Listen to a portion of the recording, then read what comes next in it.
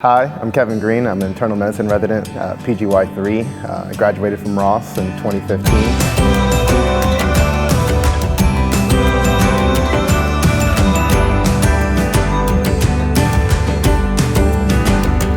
This summer I'm going to be transitioning to chief resident role, and then next year hopefully I'll be a pulmonary critical care fellow.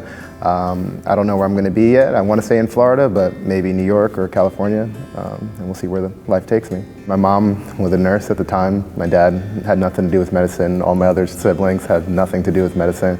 And for some reason, I was the only one in my family that kind of liked science things. She was a surgical nurse in neurosurgery, and that's actually where I wanted to go as a child, but then, my dreams changed a little bit, but ultimately where I want to be now. I had spoken to one of my friends.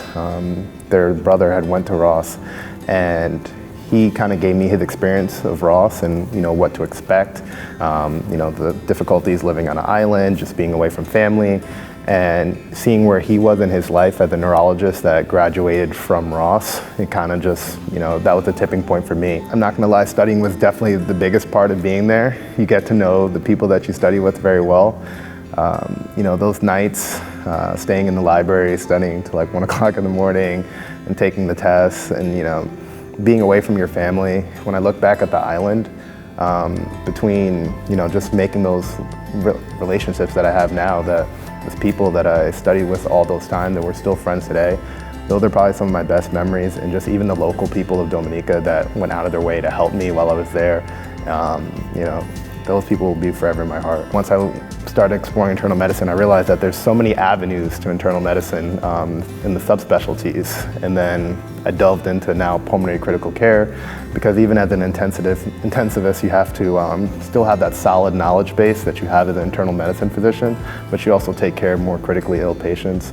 And then you also get that good mix of procedures that you get to do in the ICU and as a pulmonologist. So beyond that, they say, my mom wants me to shoot for the stars and be a dean of either a med school or being a program director. I definitely do like academics because I love teaching and I love giving back. I've been able to speak to people pretty well, and teaching is something I like to do, and it's something I'm very passionate about. And I think when you're passionate about it, it shows in your work.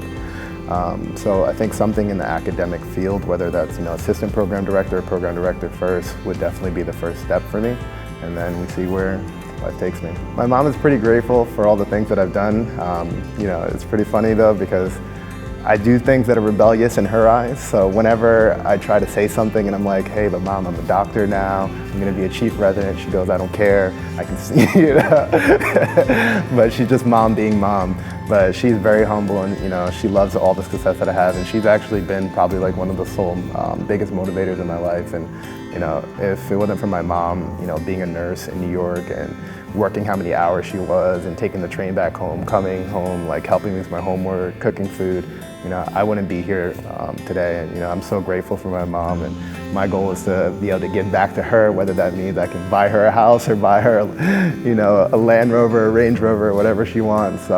That's my goal for her. You're gonna be tired, you're gonna be scared, but you're gonna get better and you're gonna get through it. And at the end of the day, it's gonna make you a stronger person. My biggest advice to the new resident physicians that are just entering their first year of residency is that, it's scary. And I told them, it's okay to be scared, it's okay to be worried. There's gonna be days where you're gonna be tired, there's gonna be days where you're gonna say, I can't do this anymore, but that happens to everyone.